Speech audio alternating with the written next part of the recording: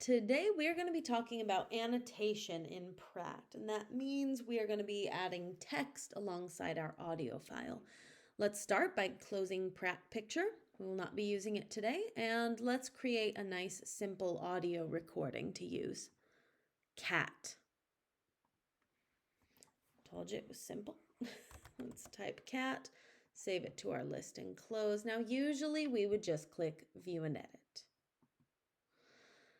Now, let's do a quick recap. When I click view and edit, I can either click somewhere and press tab, cat, to play, or I can select a specific section. Maybe I just want to hear the t.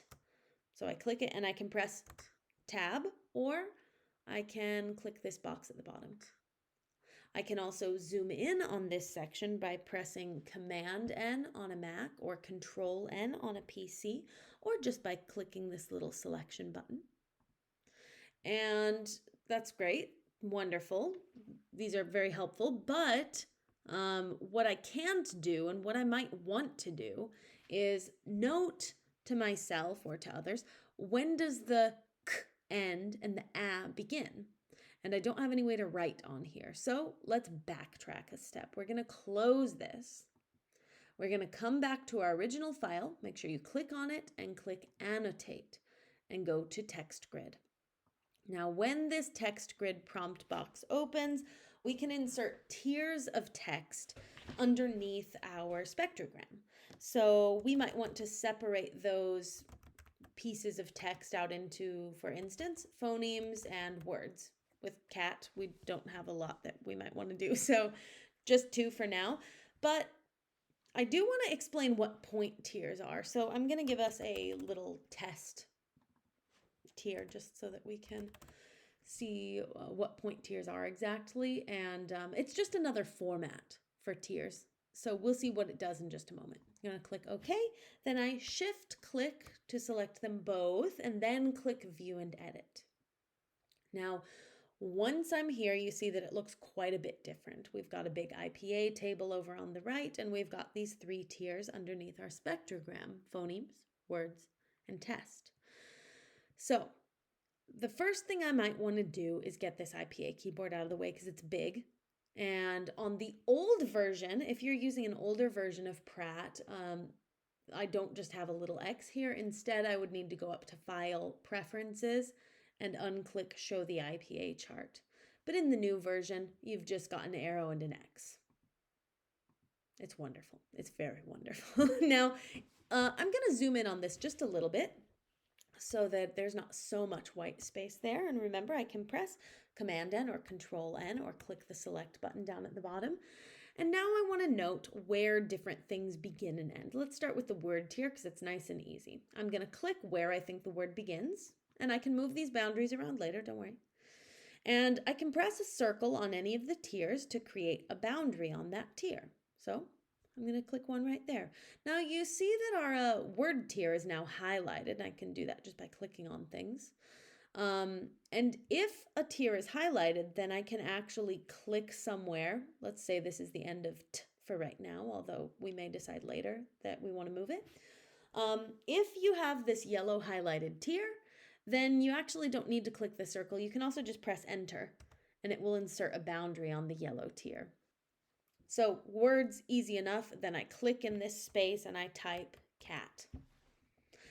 Now I might want to get a little more specific. So if I click on the same boundary I was already on, it will line up the ones above and below it, and I can just add that there. I'll do the same thing at the end, add that there. And then I think, okay, well, this is where the burst looks like it is for the T. And this looks like about where the voice bar begins for the A. Now, probably the T should actually be before the burst, so I'll want to move this. So in the new version, it's so wonderful, you can just click and drag. And it works. In the old version, it does not always work so well, but it does kind of work. So if you're on an old version, try. It should technically work to click something and move it around. And we can listen to this and try to see, okay, is this roughly where the voicing ends? I'm going to guess it's actually much earlier, but let's hear it. Shift click, and we'll see if this is roughly our ah by pressing tab. Ah, ah. Don't know what that little bajink is at the end. Ah, ah, ah. Let's see. Oh, whoops, I'm pressing tab all over the place. Now it looks like maybe our voice bar ends there. Let's try that. Ah, ah. That sounds closer. So I'm going to move my bar over to here for a moment, and then I'm going to test that and see, does this sound right? Is there any voicing left at the start? Press tab. That looks about right. Okay, so now I've got my phoneme tier filled in, and what I'm going to want to do is bring my IPA chart back. And now I'll type any letters that I can type on my keyboard, like that. But anything from the IPA chart, I can click over here.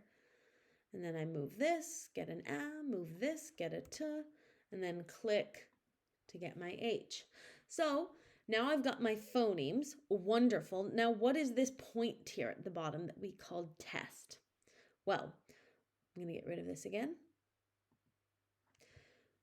What we see down on the bottom is if we try to insert a boundary at the same place, instead of getting a full boundary, we get this little sort of empty half boundary. And that's because on these other types of boundaries, we're filling in information about a period of time.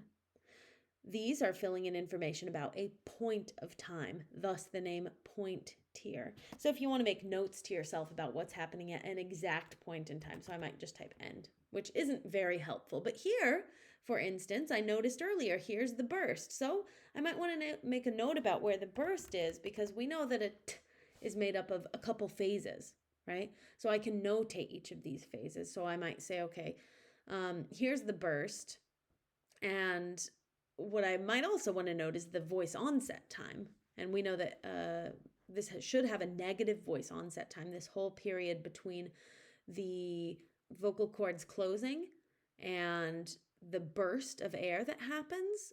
But where can we put that? It's not a phoneme, and it's not a word, and it's not a point in time, it's a period of time. So here we might actually need to add another tier. And luckily we can do that from where we are. We just go up to tier, and we can add either an interval tier or a point tier. Our problem right now is that we can't put it on our point tier because we need an interval tier. So let's add another interval tier, and we can put it at the bottom, and I'll call this one notes. And I know that I want the boundary to be here and here, and I'm going to call this the voice onset time. Yep, there you go. And I think that's about all you need to know about the basics of annotation.